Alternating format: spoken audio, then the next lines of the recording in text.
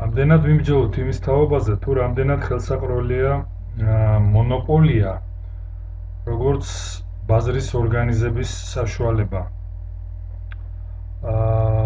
ჩვენ ნახეთ, რომ მონოპოლიას განსხვავებით კონკურენტულ ბაზარზე მოქმედი ფირმებისაგან გააჩნია თავისი წესი ფასის შემოღებისა, იგი კერძოდ ზღვრულ დანახარჯებზე მეტია და შესაბამისად აქედან გამომდინარე იგი იღებს მოგებას. ამგვარად, მონოპოლიური ფირმის მესაკუთრის პოზიციიდან ეს ძალიან საინტერესოა, ძალიან მისაღებია და მიმზიდველია, თუმცა მომხმარებლის თვალსაზრისით ეს ნაკლებად მიმზიდველი ჩანს და შესაბამისად აი მონოპოლისტური ფასის პირობებში ნაკლებად მყიდველი უკვე ნაკლებ რაოდენობას შეიძლება საქონლისა, ვიდრე იგი ჩვეულებრივ შემთხვევაში გააკეთებ. მონოპოლიის არაეფექტიანობაზე შესაძლებელია ჩვენ ვიმსჯელოთ წარმოდგენილი ნახაზის მიხედვით. კერძოდ, როგორც ხედავთ ჩვენ, მონოპოლიის მიერ დაწესებული ფასი იგი აღემატება ზღვრულ დანახარჯს, აი მონოპოლიის მიერ დაწესებული ფასი, რომელიც აღემატება ზღვრულ დანახარჯს და შესაბამისად გაყიდვის მაჩვენებელიც განსხვავებულია. ზღვრული დანახარჯის შემთხვევაში იგი ბევრად მეტია, ვიდრე მონოპოლიური ფასდადების შემთხვევაში. შესაბამისად, შეიძლება ითქვას, რომ მონოპოლიის მიერ წარმოებული და გაყიდული საქონლის რაოდენობა იგი ნაკლებია სოციალურად ეფექტიან რაოდენობაზე. ნახაზი წარმოგვიდგენს ჩვენ დანაკარგებს, რომელსაც აქვს სამკუთხედის ფორმა, რომელიც ფორმირდება მოთხოვნის მრუდის და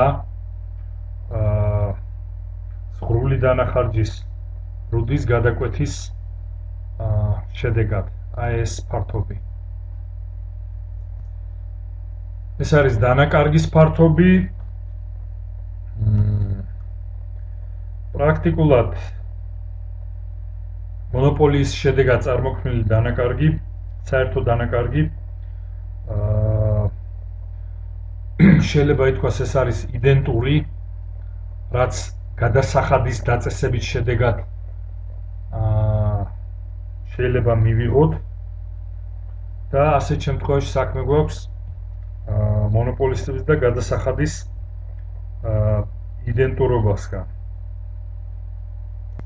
ორივე შემთხვევაში გადასახადებისას და ამ ჩვენ კონკრეტულ მონოპოლიის შემთხვევაში, როგორც ხედავთ, გაყიდული საქონლის რაოდენობა ამ სოციალურ ოპტიმუმზე ნაკლებია და ეს არის ის მახასიათებელი საერთო, რომელიც ამ ორ მოვლენას გადასახადებს და მონოპოლიას აქვს. თუმცა არსებობს ასევე განსხვავება მდგომარეობს იმაში, რომ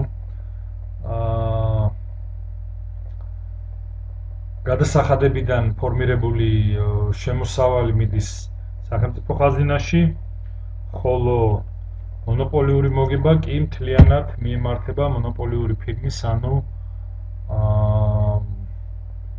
კერძო პირის ხელში. ახლა რა შესაძლო სცენარებია სახელმწიფოს მხრიდან პოლიტიკის გატარებისა, რომ მონოპოლიური უარყოფით ზემოქმედების, ასე ვთქვათ, მინიმიზება მოხდეს. ეს არის პირველ ყოვლისა მცდელობა იმისა, რომ სახელმწიფოს მხრიდან არსებული მცდელობა იმისა, რომ მონოპოლიური დარგი გადაიქცეს კონკურენტულ დარგად და ასეთ შემთხვევაში უკვე საქმეს ჩაერთოს ბაზრის მექანიზმები, წოდება მოთხოვნის და მივიღოთ საბაზრო წონასწორობა. შესაძლებელია მარეგულირებელი გარემო კანონების თვალსაზრისით შეიქმნას მონოპოლიებისათვის. ერთ-ერთი შესაძლებლობა არის სახელმწიფო საწარმო ტრანსფორმირებისა მონოპოლიური საწარმოსი და თეორიულად ისიც დასაშვებია, რომ არაფრის ასე ვთქვათ, არავითარი ქმედება არ იქნეს განხორციელებული. არის მოდელი ასევე იმგვარი ზემოქმედებისა, რომელიც აძლიერებს კონკურენციულ ვითარებას სპეციალური კანონების გამოყენებით, რომელსაც ანტიტრესტული კანონები ქვია. ისინი მიზნად ისახავენ მონოპოლიური ზეგავლენის შემცირებას და საშუალებას იძლევიან ხელი შეეწყოს კონკურენციას. სხვადასხვა ღონისძიებების მეშვეობით, კერძოდ ეს არის შერწყმის აკრძალვა ან დაბრკოლება, გაყოფისთვის ხელშეწყობა, დიდი კომპანიების გაყოფის შემთხვევებისათვის ხელშეწყობა და დაბრკოლება ისეთი კომპანიების მოქმედებებზე, რომლებიც საბაზრო კონკურენციას აფერხებს. ამერიკის შეერთებული შტატებში საკმაო გამოცდილებაა დაგროვილი ამ თვალსაზრისით. ჩვენ წარმოდგენილი გვაქვს გასაცნობად ორი მნიშვნელოვანი კანონი. ეს გახლავთ მე-19 საუკუნის ბოლოს ეგრეთ წოდებული შერმანის ანტიტრესტული აქტი, რომელიც მიზნად ისახავდა საბაზრო ძალაუფლების შემცირებას იმ კომპანიებისა, რომელიც საკმაოდ მსხვილი გახდათ იმ პერიოდში, წარმოადგენდნენ ეგრეთ წოდებულ ძლიერ ტრესტებს. და მეორე კლეიტონის აქტი, რომელიც მე-20 საუკუნის დასაწყისში იქნა მიღებული, კერძოდ 1914 წელს, რომელმაც გაზარდა მთავრობის უფლებამოსილება და ასე ვთქვათ, ამ საკითხში სასარჩელო საქმის წარმოების ნებართვა მისცა მას.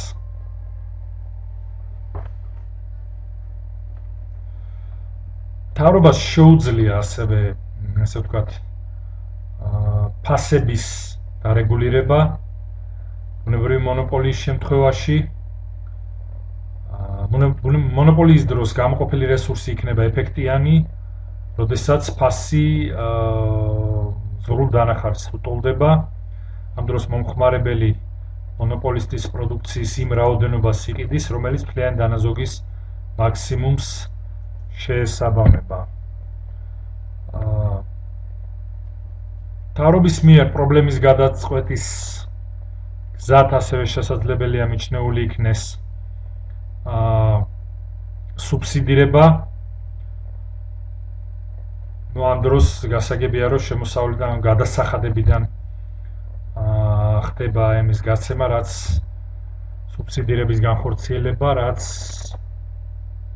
მთავრობისთვის დანაკარგებია.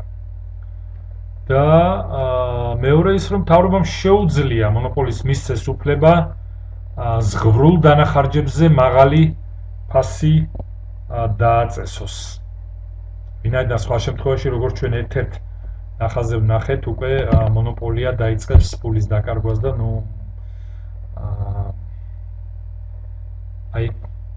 ნახაზი წარმოდგენილი გვაქვს და ეხლა ამ მექანიზმში ჩავიხედავთ ჩვენ.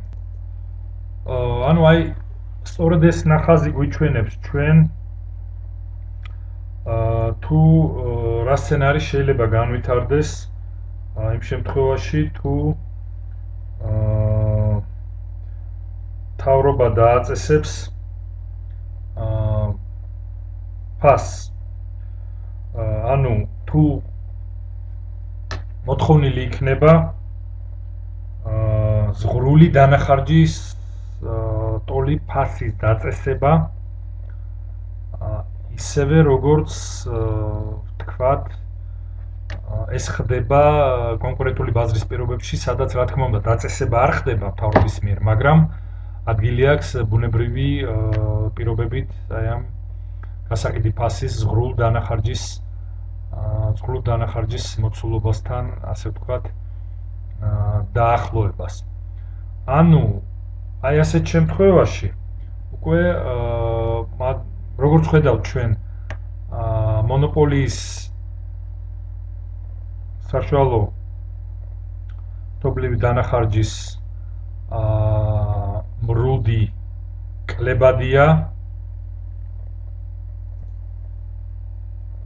და ზღვრული დანახარჯი ამ შემთხვევაში საშუალო ერთობლივი დანახარჯის მრუდზე დაბლა. ამდენად თუ მთავრობა აი ამ ნიშნულზე გადაწყვეტს ფასის დაფიქსირებას, ასეთ შემთხვევაში ფასი უკვე საშუალო თლიან დანახარჯზე ნაკლები აღმოჩნდება და ეს იქნება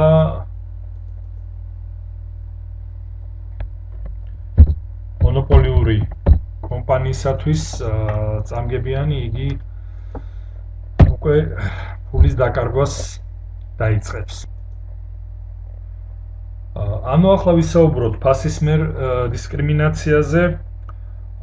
ჩვენ განვიხილეთ საკითხები, როდესაც ფირმის დამოკიდებულება ფასის ჩამოყალიბებისას იყო ერთნაირი, რა თქმა უნდა, ყველა მყიდველისათვის, ყველა მომხმარებლისათვის. მაგრამ არის შემთხვევები, როდესაც ფირმები სხვადასხვა მომხმარებელს განსხვავებულ ფასებს უწესებენ. საუბარია ერთი და იგივე საქონელზე, რომელსაც ისინი სხვადასხვა ფასად მიაწვდიან სხვადასხვა მომხმარებელს. ასეთ შემთხვევაში უკვე საუბარია ფასის მიერ დისკრიმინაციაზე, რომელიც წარმოადგენს სხვადასხვა მომხმარებლისთვის საქონლის სხვადასხვა ფასად იყიდვის პრაქტიკას. აქვე აღსანიშნავია ის, რომ ფასის მიერ დისკრიმინაციის პოლიტიკის განხორციელება შეუძლებელია კონკურენტულ ბაზარზე, ვინაიდან ბუნებრივი მიზეზებისა გამო არც ერთ კომპანიას არავითარი სურვილი არ აქვს იმისა, რომ ფასი დაბლა დაწიოს. ფასის მიერი დისკრიმინაციის განხორციელებისთვის აუცილებელ პირობას წარმოადგენს, რომ ფირმას გააჩნდეს საბაზრო ძალაუფლება. ხოლო სრულყოფილი ფასის მიერ დისკრიმინაციას ადგილი აქვს იმ შემთხვევაში, როდესაც მონოპოლისტი დარწმუნებულია მომხმარებლის გადახდის მზადყოფნაში, კონკრეტული მომხმარებლისა კონკრეტულ ფასთან მიმართებით და ასეთ შემთხვევაში მას უკვე შეუძლია ესეთი, ასე ვთქვათ, განსხვავებული მიდგომა დანერგოს და გამოიყენოს პრაქტიკაში სხვადასხვა მომხმარებელზე სხვადასხვა ფასთან მიმართებით. საბოლოო ჯამში ფასის მიერ დისკრიმინაციას დის მონოპოლისტის მოგებას, იგი მოითხოვს მყიდველების განცალკევების უნარს მათი გადახდისადმი მზადყოფნის შესახებ. და ასეთ შემთხვევაში შესაძლებელია გაიზარდოს ეკონომიკური კეთილდღეობაც კი მონოპოლიური ფასდადებით გამოწვეული არაეფექტიანობის აღმოფხვრით. ანუ საუბარია იმაზე, რომ ერთგვაროვანი ფასების დაწესები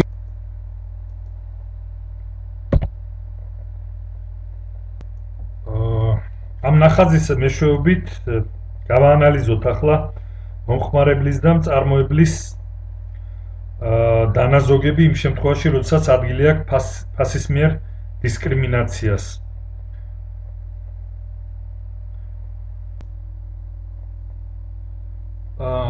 ნახაზზე გვაქვს წარმოდგენილი ისეთი ვითარება, როდესაც მონოპოლისტის მიერ ხდება ერთი ფასის დაწესება ყველა მომხმარებლისათვის. ამ ბაზარზე შესაბამისად მთლიანი დანაზოგი შედგება მოგების და სამომხმარებლო დანაზოგების ჯამისაგან.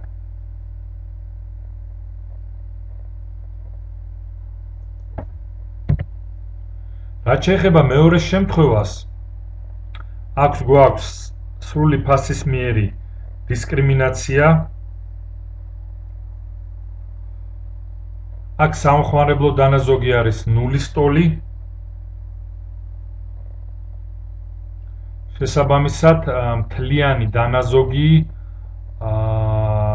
გადადის ფირმის განკარგულებაში. ანუ ფირმა ნახულობს მოგებას მთლიანად.